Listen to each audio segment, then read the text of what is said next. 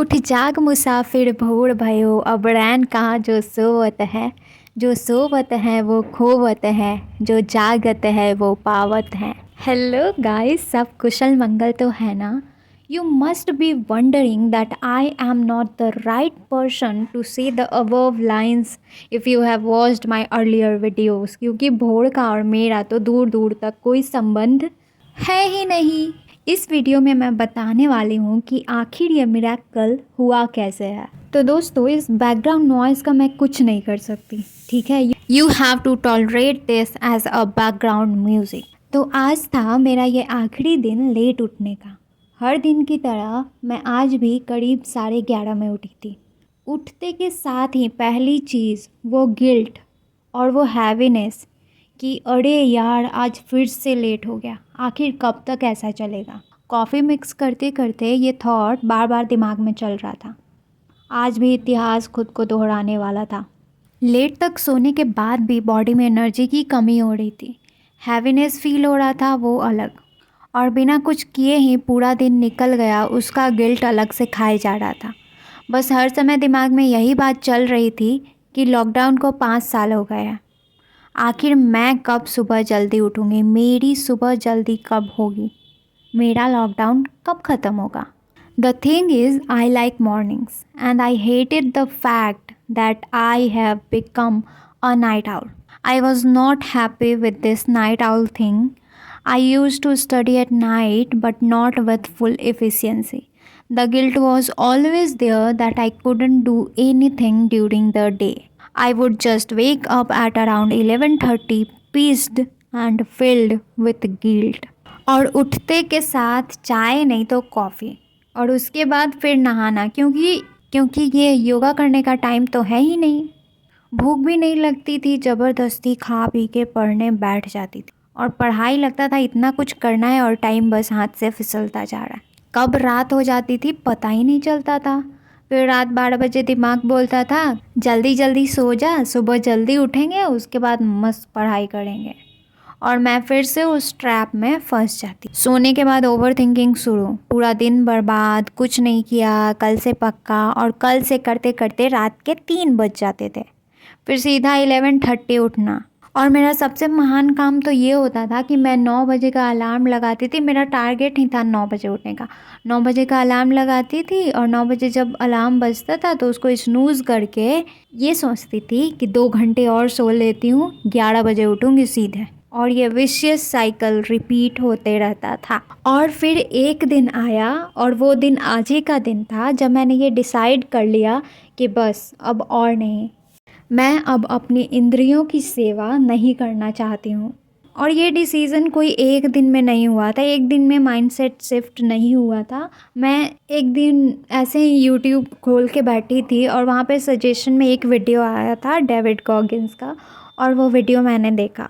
तो मैं लगातार 2-3 दिन से डेविड गॉगिन्स के स्पीच ढूंढ ढूंढ के देख रही थी। और फिर उन्होंने अपने के स्पीच में कहा था, if your mind says not to do something because it's hard, then that is the first thing you should do. तुम इस बॉडी के ऑनर हो, तुम्हारा बॉडी वही करेगा जो तुम कहोगे। जो आवाज़ हर मुश्किल काम पे नो बोलती है ना, उसे चुप कराओ।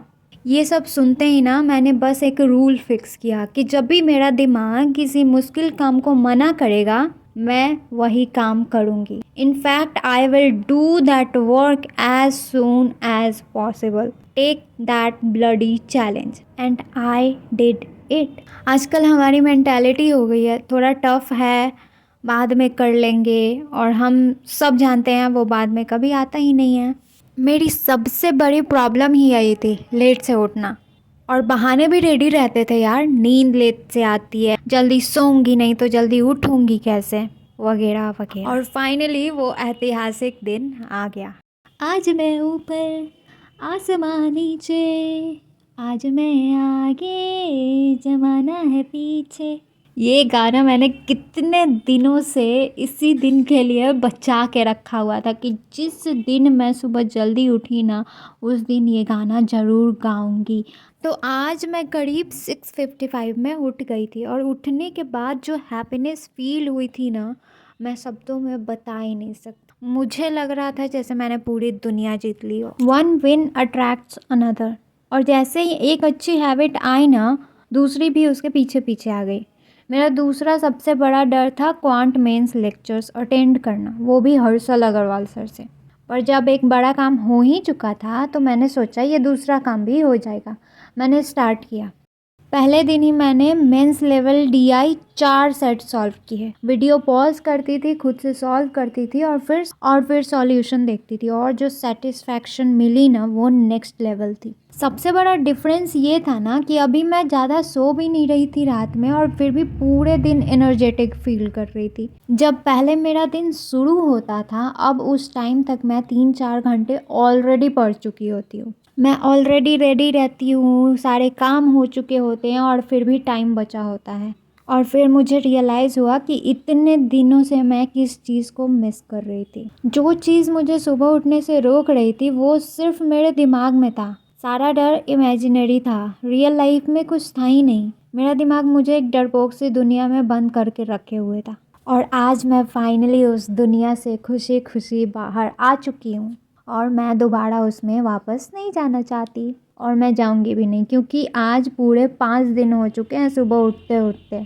मैं ये नहीं कह रही हूँ कि रात में पढ़ाई नहीं होती है, लेकिन जो सुबह होती है ना वैसे बिल्कुल नहीं होती। Mornings are magical. हाँ, वो अलग बात है कि मैं अभी डेविड गोगिंस की तरह 3 या 4 बजे नहीं उठ रही हूँ, पर कोशिश कर रही हूँ, और मुझे भरोसा है कि एक दिन वो भी होगा। और अगर मैं कर सकती हूँ ना तो कोई भी कर सकता है। बस एक चैलेंज ले लो, अपने मन से हारना बंद करो। तुम ओनर हो, गुलामों वाली जिंदगी जीना छोड़ दो। कितनी गुलामी करोगे यार, सुबह उठने से मर थोड़ी जाओ। बस यही चीज़ मेरे दिमाग में चल रही थी, और फाइनली मैं उठ चुकी हूँ हमेशा के लिए।